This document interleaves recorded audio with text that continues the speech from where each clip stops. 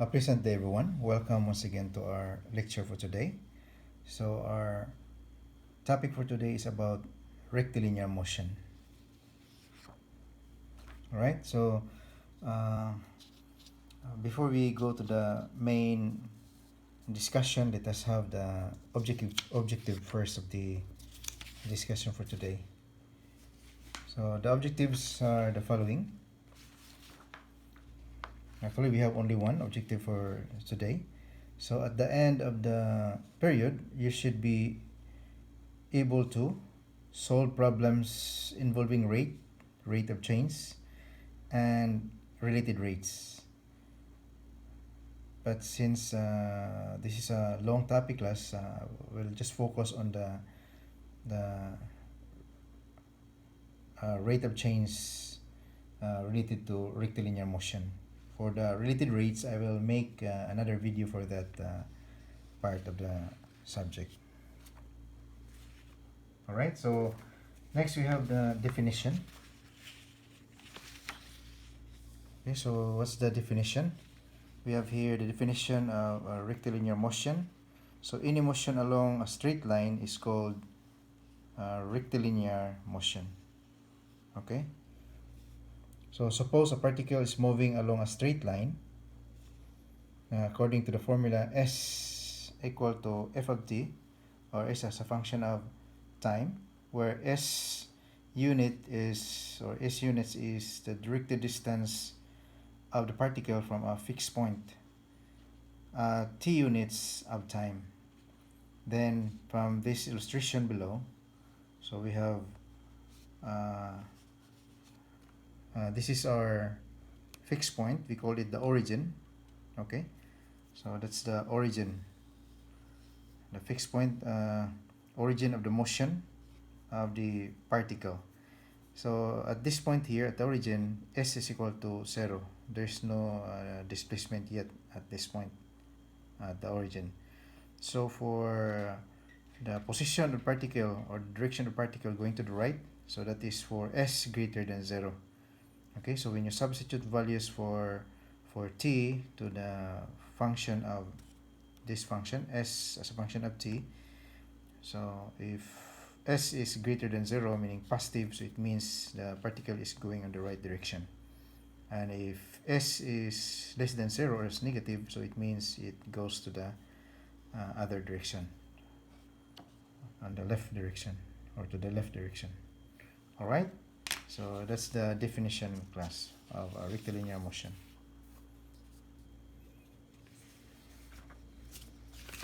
Then for another definition, so we have on the interval t. Okay, so this interval t and t plus h, so the particle traveled a distance of f of t plus h minus f of t. Then we have here from the illustration class. All right, so we have here a particle moves, no? Assuming that the particle started at this point here, assuming this is the fixed point. Okay, so if the particle travels this direction,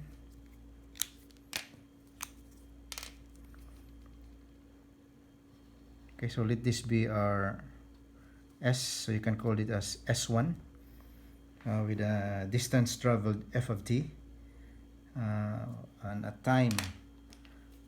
time say t1.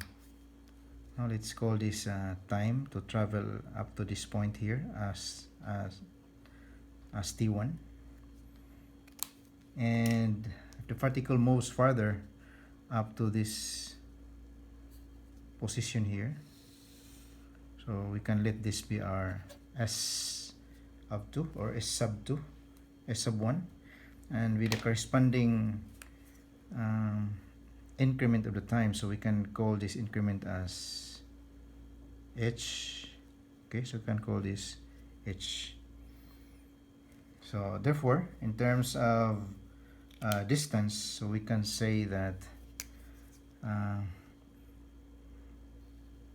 this is the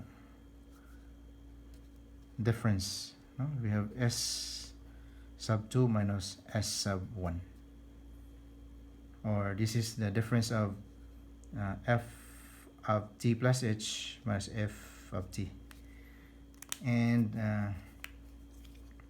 okay, so at this time here at t1, so we have here t1 equal to t, and at this time here we can call this as t2. So we can say that if that is the,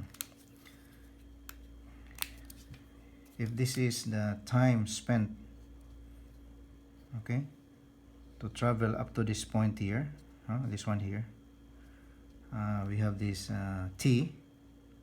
In terms of time, t1 is equal to t, and here we have t2. So our t2 now is the sum, right? The sum of, we have t1 plus h. If t1 is equal to t, so this is t plus h. All right. So from the definition of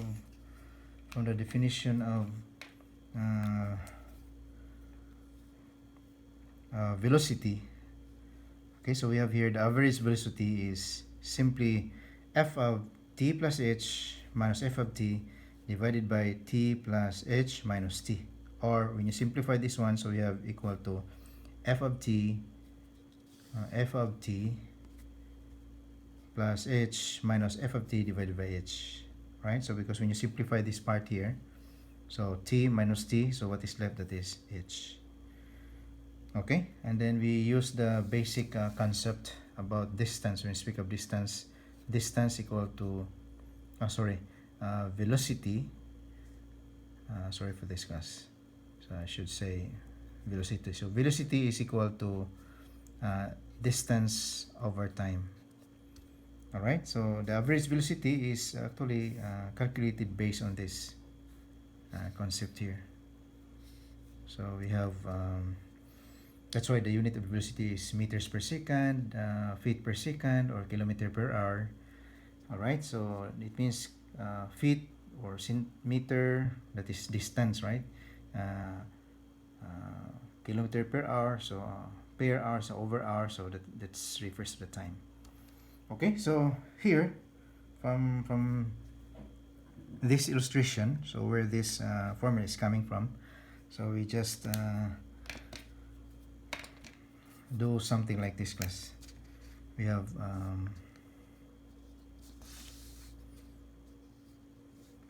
from the illustration, we have velocity. We have s sub 2 minus s sub 1 divided by t sub 2 minus t sub 1. All right, so when you speak of average velocity, so average velocity, this one, average velocity is s sub 2 minus s sub 1 divided by t sub 2 minus t sub 1. So from the illustration, we have this is s sub 2 from this point here to here, so minus this one, s sub 1, so we have this s sub 2 minus s sub 1. So this is the distance, right, difference of the two distances, which is equivalent to f sub t, because this is also equal to our s sub 1 is equal to f sub t, our s sub 2 is equal to f of t plus h. So when you subtract, when we speak of average, so this distance here, you divide the difference in terms of time. So this is the total time, t plus h up to here, then minus this time from here to there. So the difference, this difference, which is, we call it h, right? This is h. So h is simply t plus h minus t. So that distance divided with that increment in time, which is h. So we have in the formula, so we have, this is equal to f of t plus h minus that's minus f of t, right? That's minus f of t divided by, so this one here, which is t plus h minus t, which is equal to h. Okay, thus the average velocity is equal to this one, or this one. Okay, so I hope you get that one, class. Alright, so that's the basic concept about rectilinear motion. Next we have here another definition. Okay, so our other definition here is that on the interval, given same as what we had a while ago. So on the interval t plus h, the particle travel the distance of f of t plus h minus f of t. Then from this illustration once again, so we have, as mentioned, the particle moves at the distance of f of t plus h minus f of t, meaning from here, so that is the, okay, the distance, which if you referred it from a certain position here, for example from here, so we have the difference, right? We have here this distance as illustrated a while ago, that is s of 1, and this distance, this is s of 2. So when you take this distance, simply this distance minus this distance. Alright, so this is s sub 2 minus s sub 1. This is the distance, okay, here. Alright, so when we talk of distance, okay, so in terms of time, we know that this is the time taken not to reach at this point, for example. So we can call this as t. Alright, so this is our t, or you can call it as t1. And then as the particle is moving farther, okay, move farther towards the right, so there's an increment of the time, and we call that increment as h.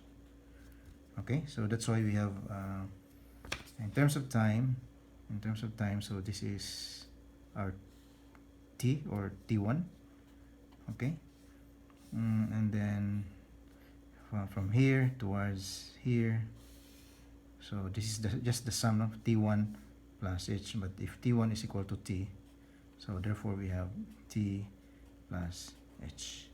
So the instantaneous, when we speak of instantaneous velocity, so what does it mean, instantaneous velocity, class?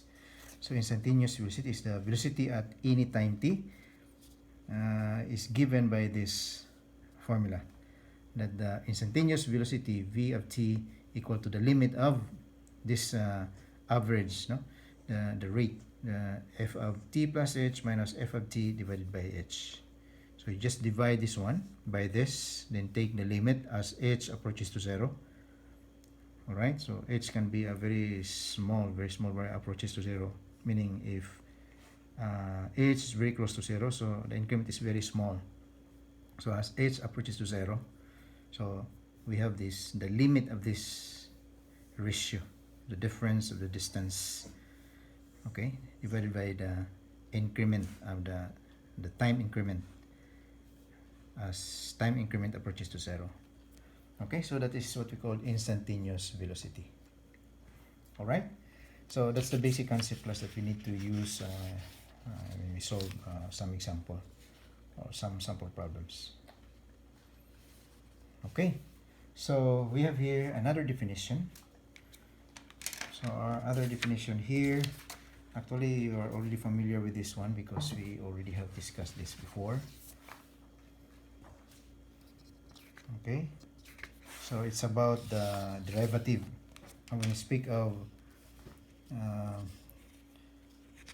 position or displacement, we have the function s, right? S as a function of t, but when you have the velocity, that is just the derivative of s, or the displacement or the position with respect to time. Thus we have here another definition: v of t equal to the derivative of s with respect to t, or equal to f prime of t. So if you're given a function s as a function of time, when you take the derivative of that, so that is equivalent to velocity. Okay, so that's a very important definition, class, that you need to remember. Okay, so if v is greater than 0, it means that the object is moving towards the right. Alright, so when you substitute at any time t, if the value of our v is greater than 0, meaning it's positive, then the object or the particle is moving towards the right. Alright, so that is the meaning for that. Another condition or situation is that if the velocity is less than 0, or if the velocity is negative, then the object is moving towards the left. Okay, and if v is equal to 0, it means that the object or the particle is at rest. So there can be a change in the direction of the movement. Alright, so please remember this. The important thing is that you have to remember that the velocity as a function of time is just the derivative of the position of the particle with respect to time, or equal to ds over dt, or equal to f prime of t. Okay, so next we have here a very simple example to apply the concept that we've just discussed. So example, if you are given, say, this requirement: find the velocity of a particle moving on a straight line obeying the law. So we have here the given law: s equal to 2t cubed plus 5t minus 2. Okay, so how to solve this problem? First, of course we have to use the formula of the velocity, that is ds over dt, or f prime of t, right? So we have here the formula that the velocity as a function of time is equal to the derivative of the displacement or position of the particle with respect to time, and this is equal to f prime of t. Okay, so we'll use that formula, and take note that here in this problem, the s, meaning the position, is given in terms of centimeters. Alright, so we are asked to find the velocity at t equal to 1 second, at t equal to 3 seconds, and at t equal to 5 seconds. Alright, so we'll begin with this formula. Okay, so our formula is v equal to, so our solution here, so v of t is equal to derivative of s with respect to t, equal to, so what is our s? Our s is this one, so applying the rules in differentiation. So we already know power rule, sum rule, difference rule, and so on and so forth. So derivative of the first term is equal to 6t squared, then plus derivative of the second term, that is 5, and derivative of the constant equal to 0. So therefore our v as a function of time is equal to 6t squared plus 5. So we are going to make use of this equation now to solve the problems that is required in the given problem. Okay, so at time, right, so at t equal to 1 second, okay, at t equal to 1 second, so what we're going to do is just substitute that t equal to 1 second to our formula. So we have v of 1 means 1 second, equal to, substitute 6 times 1 squared, then plus 5, so equal to, this is equivalent to v of 1, this is 1 squared is 1, times 6 is 6, plus 5, 11. So 11, what is the unit? So the unit is centimeter per second. Okay, so that's our first answer. Then at t equal to 3 seconds. Okay, so at t equal to 3 seconds, so we have the velocity function here. Substitute this value here. So v of 3. Now instead of t, so you use the value 3. So equal to 6 times 3 squared, then plus 5. So v of 3 equal to, so this is 3 squared 9, 9 times 6, 54 plus 5, so 59, right? 59 centimeter per second. All right, so next, t sorry, we have here at t, at t equals, so at t equal to 5 seconds.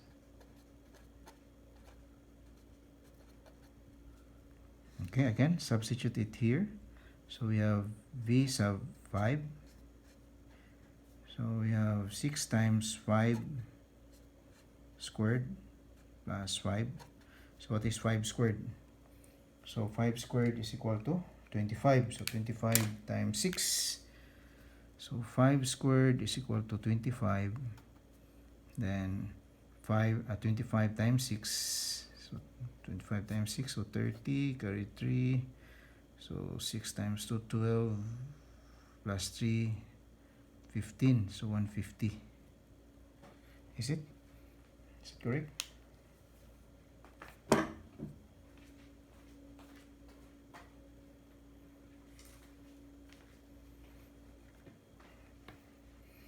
So 6 times 25. So let's make sure, class. Then plus 5. So we have, so plus 5. So therefore we have v of 5 equal to, so this is 150 plus 5, so 155 centimeter per second. All right, so that's our first example. Okay, so next we have another example here, but I want you to solve it yourself, class. Just use the concept that we have just discussed, just for your practice. You're given this, okay, so a particle is moving along a straight line according to the law of motion. Okay, so this is the law of motion given, where s is in feet and t is in seconds. Then find the velocity of the body at 1/2, 3, and 8 seconds. So you just do the same thing as what we have just done a while ago. Then find the instant when the instantaneous velocity is 0. Okay, so when the velocity is 0, okay, so you try to analyze the problem, then solve it, then find the interval of time when the particle is moving towards the left or right. Okay, so we have v greater than 0 or v less than 0, so where the particle moves. So it's a matter of solving for the value of velocity. All right, and I'll proceed to the next definition. Okay, so our next definition is about the acceleration. Okay, so acceleration, so what does it mean? So definition here, acceleration is just the derivative of the velocity. So we know that velocity is just in our previous discussion, we have velocity is just the derivative of s with respect to time. Okay, so velocity as a function of time, we can have say v of t, right? V of t as a function of time. Okay, so now our velocity, this is our velocity. So when you take the derivative of the velocity, so it means it's something like this, class. Derivative, the derivative of v of t with respect to t. So it's just like doing like this. The derivative of, right? The derivative of the derivative of s with respect to t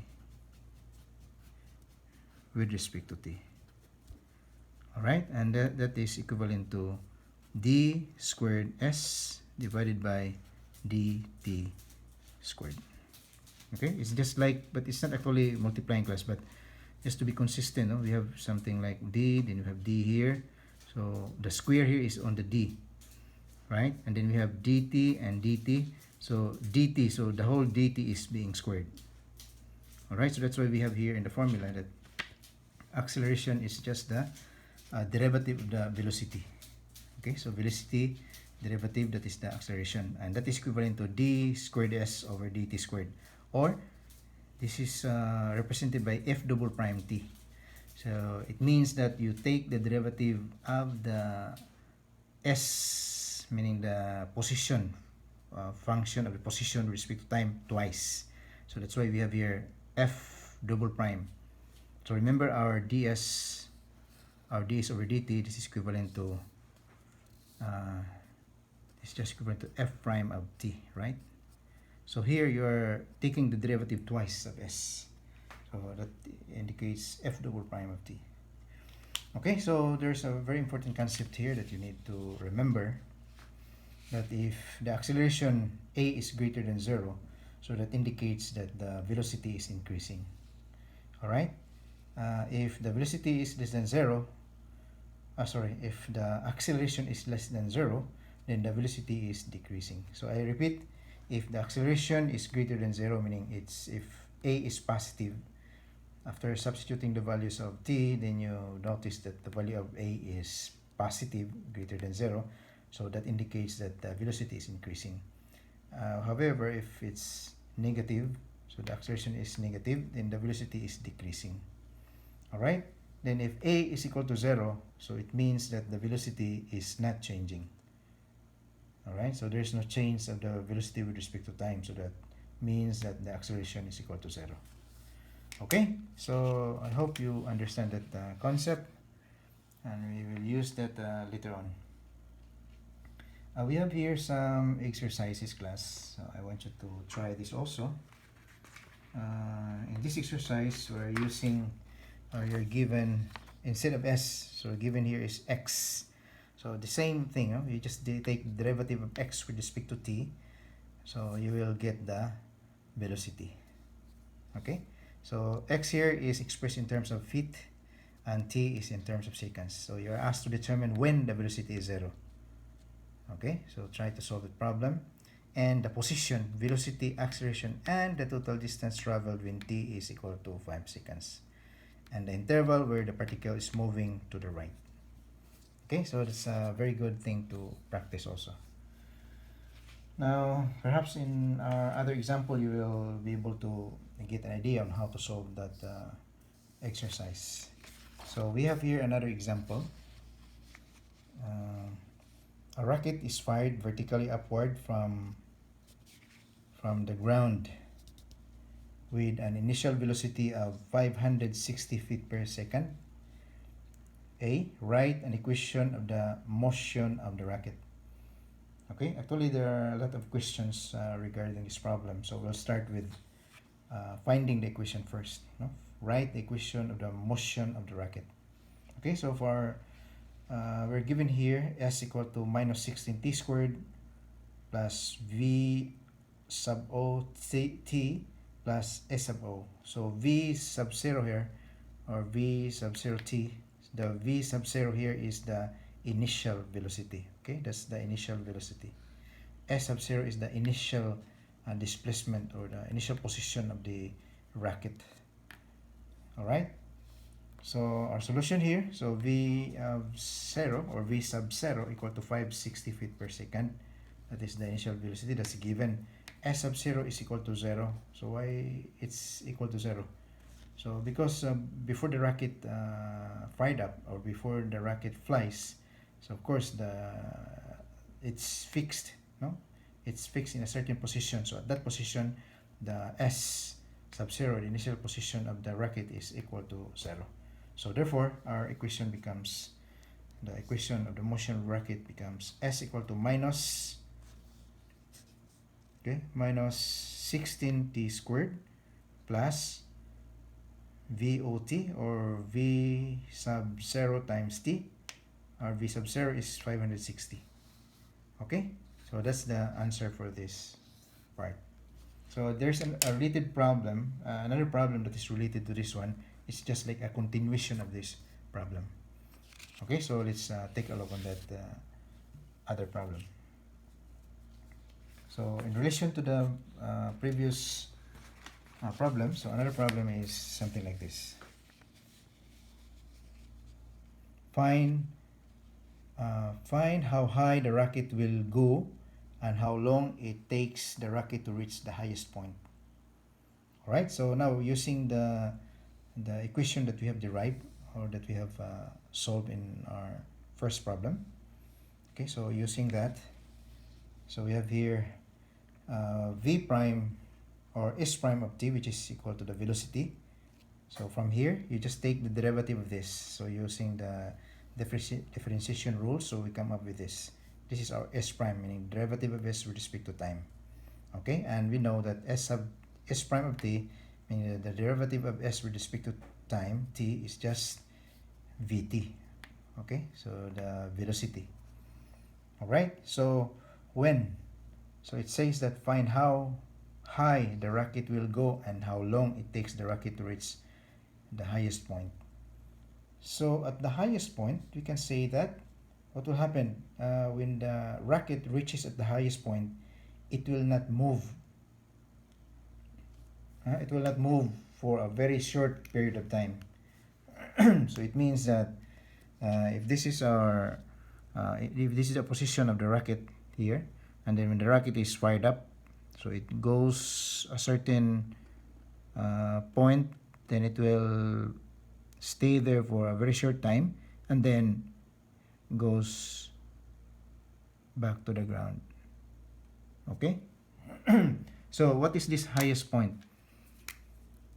Okay, so you are asked to solve for this one. All right, what is this S? So to solve for S, we need to find T. All right, because S is a function of time T. But how can we find T?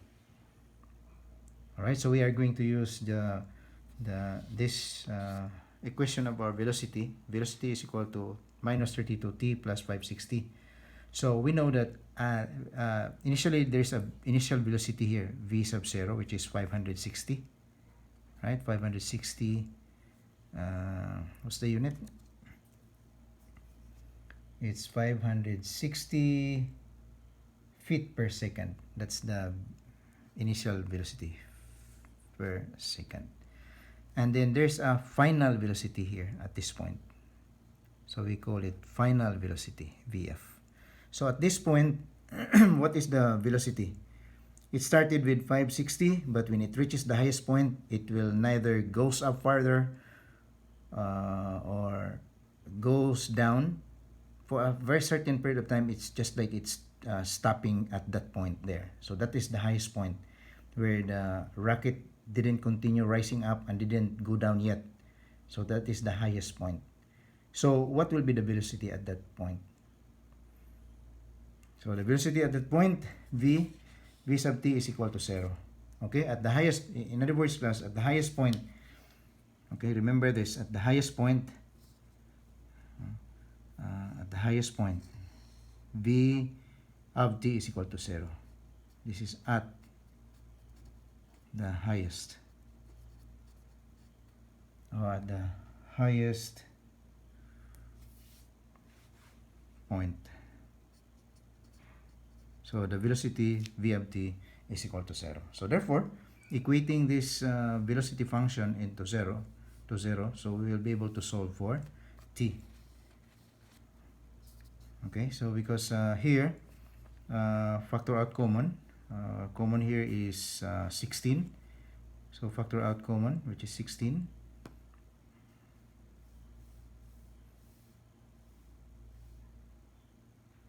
Okay, so factoring out common here, Oh, so from here, no, it's not necessarily to factor out. You just solve for t directly from here because this is equated to 0. So from here, you can solve for t, which is equal to 17.5 seconds. You just, this is negative. When you transpose this one, negative also. Okay, so you transpose this one, so this becomes negative. Negative on the right side, negative on the left side. So divide both sides by 32, negative 32. So what is 560? Let's check. Now 560 divided by 32. So that is 35 divided by 2. So 17.5. Okay, so that is the time.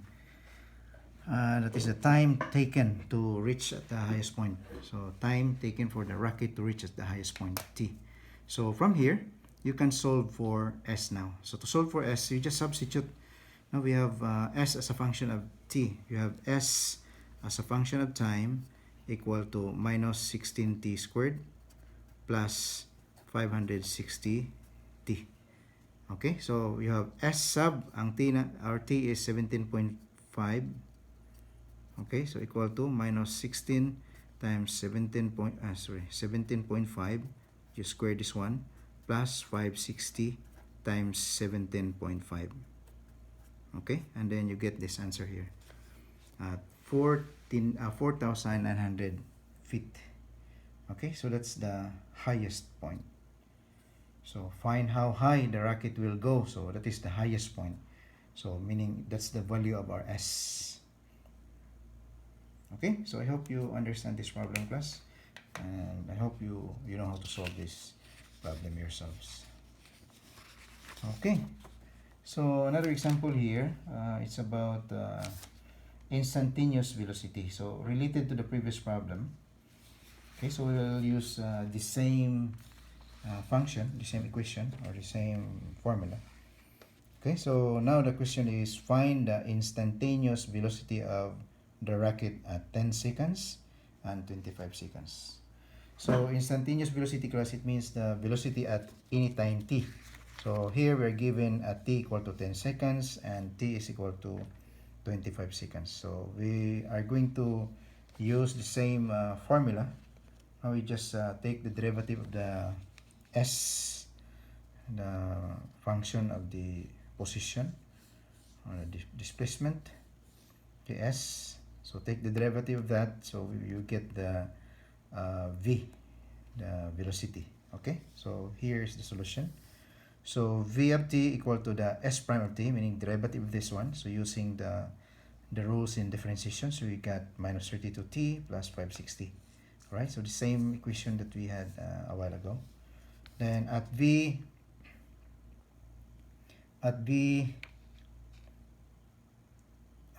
equal to 10 seconds, so substituting, so you get this 240 feet per second.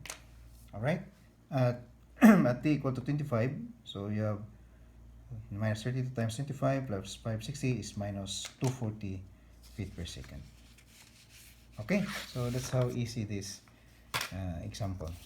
Then I think this is the second to the last example. Okay, another example here is this time you are asked to solve for the speed. So what does it mean? So find the speed of the rocket at 10 seconds and 25 seconds. So this time you will be able to understand what's the difference between the speed and the velocity.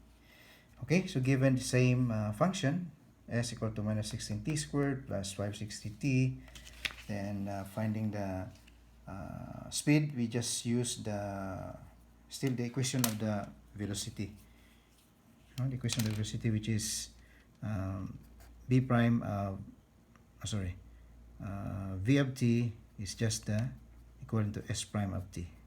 All right, equal to minus 32t plus 560. But as mentioned in perhaps in other videos that I had given you last time, that the speed is just the magnitude of the velocity, or the absolute value of the velocity.